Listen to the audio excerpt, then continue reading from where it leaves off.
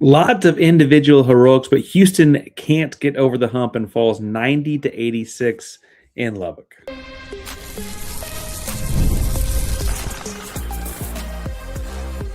You are Locked On Coogs, your daily podcast on the Houston Cougars, part of the Locked On Podcast Network, your team every day. Welcome to Locked On Coogs, daily podcast about your Houston Cougars. I'm your host, Houston-born teacher and coach Parker Ainsworth. And whether you're a Houston fan or just a hater who came to stop by, thank you for making Locked On Coogs your first listen to the post-game versus the next morning or anywhere in between and making the Locked On Sports Podcast Network the number one sports podcast network in the world. Here to talk about Houston losing 90-86 in what was an ugly contest, a lot of points in Lubbock. And Kingston Fleming's 42 points does need to be talked about. It was a big performance. I don't mean to sound down or low, given that it really was a special night for that young man. And we're going to try and give him flowers over the course of the show here. I will say I hope you and yours are safe in this snowstorm, ice storm, etc., as it's hitting across the great state of Texas. Obviously, appreciate you making a listen with us even amidst that. And that was part of the story of this game, too. This game was supposed to be played at 5:30 in the evening, tipping off in about 2 hours. Instead, it was played at 1 o'clock to try and get people in and out while the sun was out. ESPN College GameDay being on campus probably did have something to do with that, too. But Houston falls to Texas Tech. The only team to have beaten Houston in Big 12 play in the last, since 2024. Is Texas Tech. They did it once in Houston last year and now once in Lubbock this year. And I think the biggest thing to me in this game was there was a stretch in the middle of the first half where Houston is up 7, but both starting big men, JoJo Tugler and Chris Cenac, got in foul trouble, got 2 fouls at that 10.5-minute mark. A handful of whistles around that time, too, that did not go Houston's way ultimately. And Houston went from up 7 with 10.5 minutes to go in the first half to down 6 at halftime. And while there were punches and body blows thrown and Kingston Fleming's heroics and Emanuel Sharp hit a couple shots in that stretch and all things like that, that felt like it gave Tech a lot of momentum and gusto and things like that going into halftime. That 10-minute stretch really was too much to overcome. Houston, I guess, does technically win the second half by a couple points, but there was a similar stretch again in the second half where Houston is up by what were they? They got it up to 4 with about 10 minutes to go, and then the thing flips again in the second half. Both instances kind of led by really tough physical play out of Tech, and I want to make sure we give that team credit. That team was a team that was a blown lead in the Elite 8 game last year from a Final Four run themselves. Big 12 player of the year, JT Toplin. Like, they're very, very talented and good. But it does feel like Houston had moments where they could have taken this one in Lubbock. And in both of those instances, when they got out physical and got out toughed, that's when you saw these stretches of long periods of time where Houston got only one shot on their end and Tech got as many shots as they needed on the other. The rebounding numbers in this one just don't feel Houston-like. And I think that's what jumps off the page. Houston got out-rebounded overall, 44-28. And honestly, that was visible in watching this game. It felt like Texas Tech was getting a lot of offensive rebounds, and they did. They got 21 offensive rebounds. They missed 35 shots. They got 21 offensive rebounds. I teach history, not math. That's about 2 out of every 3 misses that they're pulling back to themselves. That's what we see Houston do to a lot of other opponents, and it got done to them. And that's a recipe for winning if you're Tech. That's why Houston wants to strive to do it so much on their own. That can't happen if you're the Cougars. And it didn't work, right? It didn't matter how high your scoring output is from any one player when those kinds of things happen. But ultimately, at the pace this game was played, I'm not sure I'm upset with giving up 90. It's all those offensive rebounds and second chance points and putbacks and all of that. And in both stretches where it felt like you had Houston kind of eased off the physicality because they were worried about foul calls with 10 minutes left in the half or 10 minutes left in the game, it really, really hurt them. Now, ultimately, there's also execution things too. There was a stretch in that turning period we're talking about in the second half around the 10-minute mark where they ran a high screen roll with Anderson and Toppin like they always do. They spotted up Atwell on the play side corner instead of going empty side. With that, they rolled Toppin out in more of like a drag, like he popped out almost like a flare, kind of out to the wing. And in both instances, Anderson quickly got into the double, like forced a double, popped the ball to Toppin, and Toppin beat the rotating help with a pass to Atwell. Atwell hit both threes back to back. Those felt like punches in the gut. One time, Kingston Flemings was unable to get back in recovery in time. The second time was Chase McCarty was unable to get back in recovery time. It didn't seem to matter which Cougar was there. Texas Tech was able to take advantage. Now, I will say, at the end of the day, I didn't pick Houston to go undefeated in this conference. I am very high on this team anyways, and this is one of a handful of really tough games that Houston's got in this conference. Big 12 conference is it's the toughest conference in America, but this is just one of a handful of top 10 or 15 teams you're going to play on the road this season, right? I don't know where Kansas will be with Darren Peterson when you see them, but you'll also see BYU in Provo and all of that, right? Now, Houston will probably still be in the mix for all kinds of things. The big deal they lost here is a chance to have swept Tech after beating them at home earlier this year. Would have been a big advantage in the rankings and the Big 12 and all of that. Instead, Tech is right back in the race, and Houston is much more in a dogfight than they might have been otherwise. That's all in terms of numbers and placements and whatever. From a what they've got to do perspective, a lot of people are chiming in the chat below, but this is really about like Houston at points in this game for the first time in a long time did not look like Houston. And I remember sitting around talking in a very somber moment after Houston lost the national title game last year about how there were the last 4 offensive possessions for Houston of the season last year did not feel like Houston's offense had felt all season. They were turning the ball away way too willy-nilly with the ball. There were stretches of defense in this game, defensive possessions in plural, stretches of them plurally that did not feel like Houston Cougar basketball. And I they're potentially stuck in Lubbock till they play in Fort Worth on Wednesday, and who knows what practices and work and film sessions and whatever. This is, I hope and I think, actually a positive. And as somber as I feel at the moment, I want to try and make sure we hit that because, frankly, it is January 24th. March Madness starts notably in March, and the championship game is theoretically played, if you can get there, in April.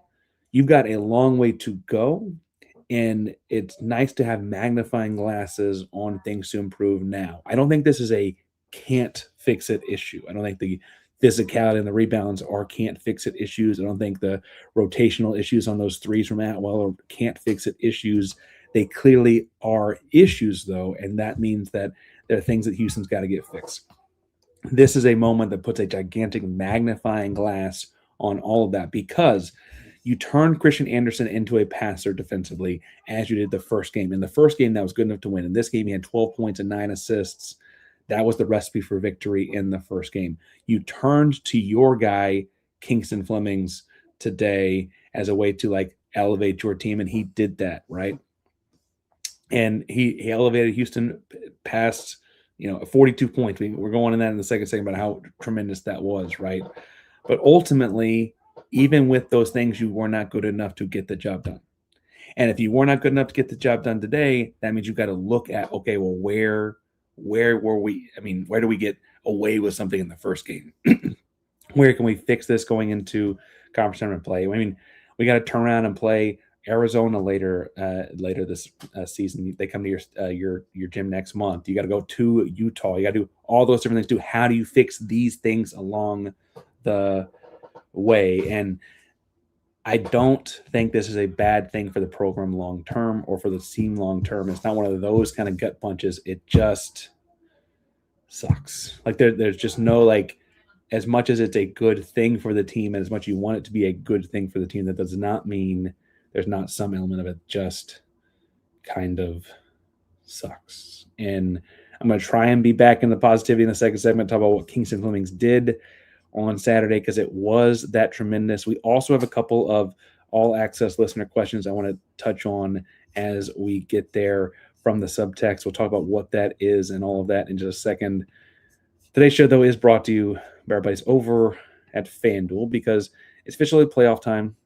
So it's time for NFL's playoff mode, and every game day during the NFL playoffs, FanDuel is giving customers even more ways to get on the action. Right now, every NFL playoff game day, FanDuel users get a profit boost pack waiting for them inside the app. Each game day, you see a pack loaded with multiple profit boosts you can apply to your bets like you like the ones you like the most. Now, I like this because it's ways to get on the action, get elevated action on stuff you already liked. Just make your picks and apply a profit boost for even bigger payouts while the playoffs get rolling.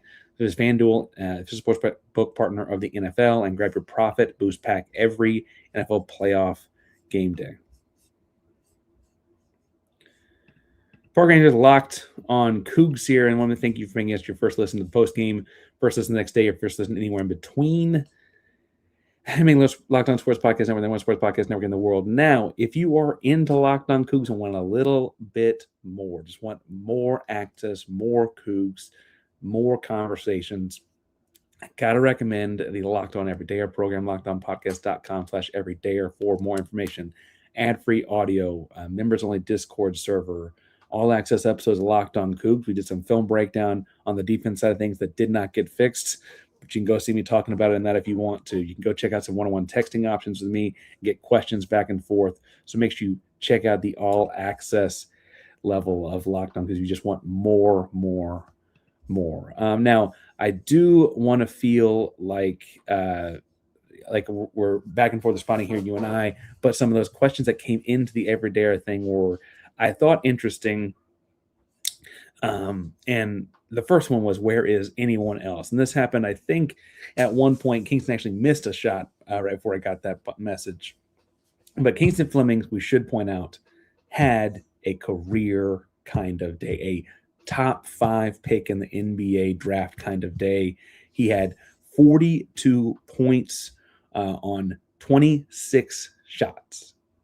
42 points on 26 shots. So it was the Kingston Flemings show for Houston on offense. There was a stretch in the mid-first half, opening in the second half, where it did not feel like there was a player in America that could stop him. He was the first Big 12 freshman to have 30 points and 5 assists since Trae Young. He had the most points by a Big 12 player this season. He set the Houston freshman scoring record. He's the first player Kelvin Sampson has coached to break 40 points since 1989. It was a tremendous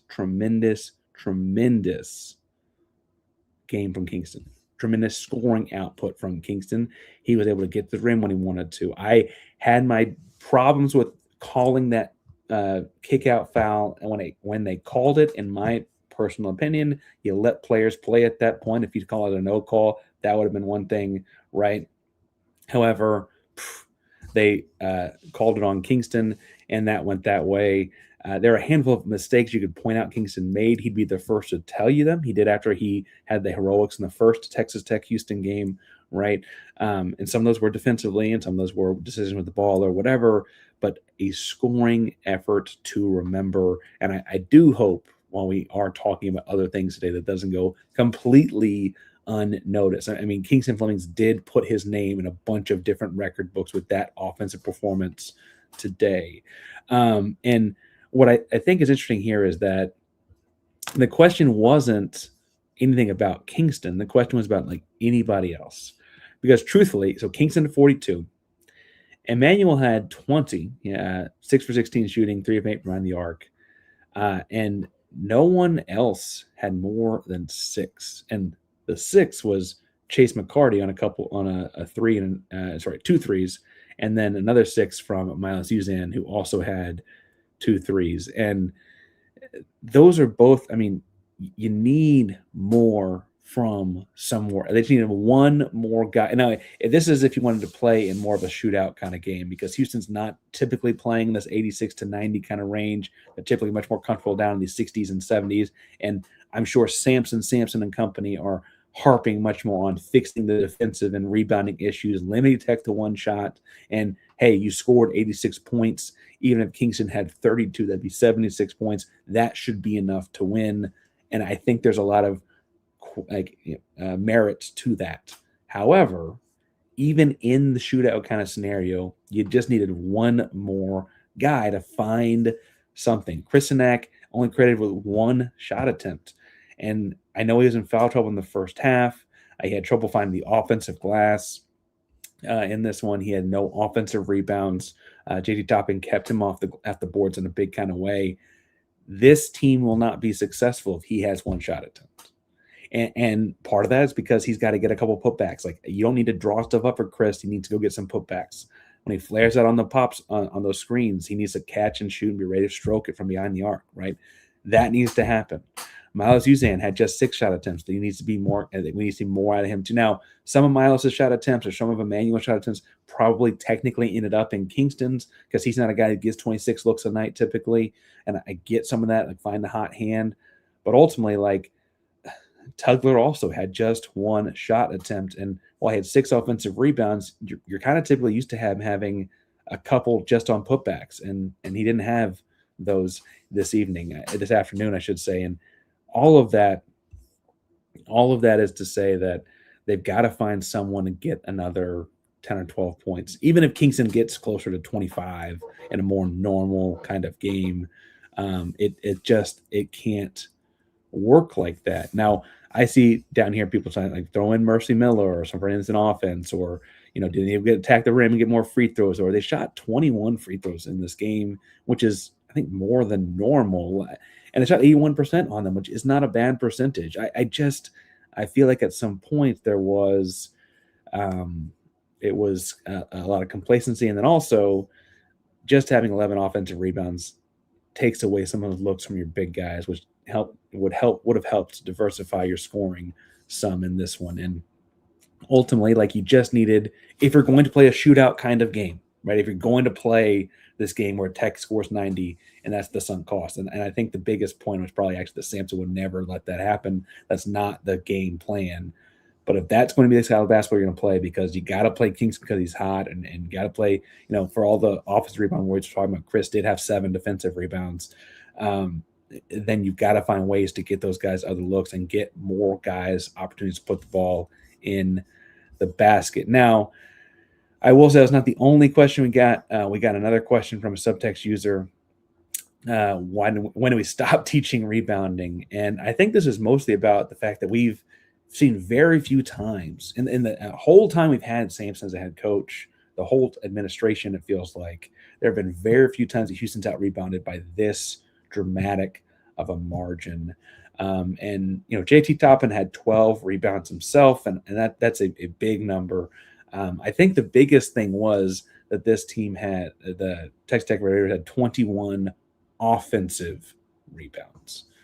And the thing that hurt there is that's the thing that Houston never gives up. And they did in this one. And that's a bunch of extra opportunities, a bunch of extra looks.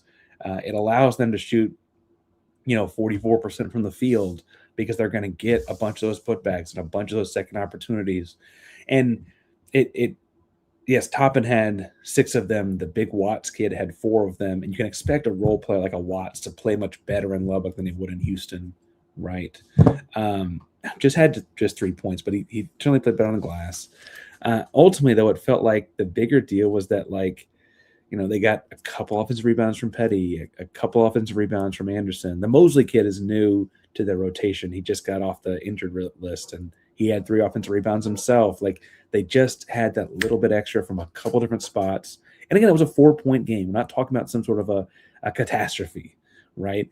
4-point loss on the road is not something you're ever worried about, but it's certainly something that, as a team that has not lost a true road game since 2024, you're not used to seeing out of Houston. And I think that's ultimately that's the dagger, giving up 90 points. In fact, let's talk a second about giving up 90 points and all that in the third segment. But first, today's show is brought to you also by everybody's at TurboTax, because tax season does not take up your life this year. TurboTax is making it easier than before just to hand things off and move on with your day. With TurboTax Full Service, you can have your taxes done for you by a trusted local expert, start to finish, without the stress or the guesswork. Instead of spending hours trying to figure out forms, meet with a local TurboTax expert or to connect online. It's a huge time saver and gives real peace of mind knowing an expert is handling it for a limited time. You can get your taxes done by local TurboTax for just $150. All in, TurboTax didn't file free last year. Just make sure you file by February 28th. Take taxes off your plate and get back to your life. Visit TurboTax.com/local to book your appointment today. Program to Locked on Coogs and remind you guys to join the Everydayer program and get in on the action for even more Locked on Coogs. Ad-free audio, members only Discord, one-on-one texting, all access episodes, all kinds of extra over there at lockedonpodcast.com/everydayer. Or if you just go ahead and sign up, lockedoncoogs.supercast.com. All right. Now, not a pretty game. But the biggest thing that sticks out to me is we're going to talk. I mean, there are people in the comment section talking about refs and referees. And look, there were moments I did not like from the referees. There are moments that they might have helped Houston, but there are moments I did not like from the referees. I said a second ago, like the Kingston leg kick moment. It's not that I don't think he kicked his legs or that I don't appreciate calling the offensive player for fouls and those at certain points. I just don't think I think it's a no call at that point in the game. You got to let players play. And I guess Tech probably would have gotten the ball on the rebound. I didn't remember at this point, but just felt big. Sure, all that's true. I would point out that both teams got flagrants for physicality. If anything, I think McCaslin got a tech at one point. Sure, all that's fine. Houston giving up 90 points, especially when they hold a team to 44% shooting, is just not. Look, when you build a team, especially this far into the process, if you're Houston, right? You've had the same staff around for this long. You recruit, you culture build, you build towards a certain type of basketball. And that type of basketball is the kind of basketball that will not win a game when you give up 90 points on 44% shooting. What that means is that the other team got a lot of shots. They did not turn the ball over very much. They had just 10 turnovers. Houston, if they're going to play at that kind of a pace, needs to be turning people over more like 15 or 17 times. They won enough, right? Houston needs to, if they are playing at high of a pace, hold teams to one shot a lot more often than the 21 offense rebounds they gave up. That's not a recipe for success when both teams are doing that. It was truly a game with a lot of defensive rotation issues. Now, we'll watch it a second time before Monday's episode. Again, Monday's episode, I guess, is assuming that there's power in the house the whole time between now and then. Power right now, so we're talking right now. But I do look at a lot of what happened in this one as like, okay, you did play three freshmen. Isaiah Harwell played 10 minutes. I might have actually thought he should have played more, but he played 10 minutes. You played Kingston Flemings, his 38 minutes. You played Chris Cenac, just 18 because he had that foul trouble in the first half. And he also got foul trouble, I guess, in the second half at one point. He had a fourth one. Yeah, so anyway, no, he had a third, but it was early. It was like the 2 minutes into the half third.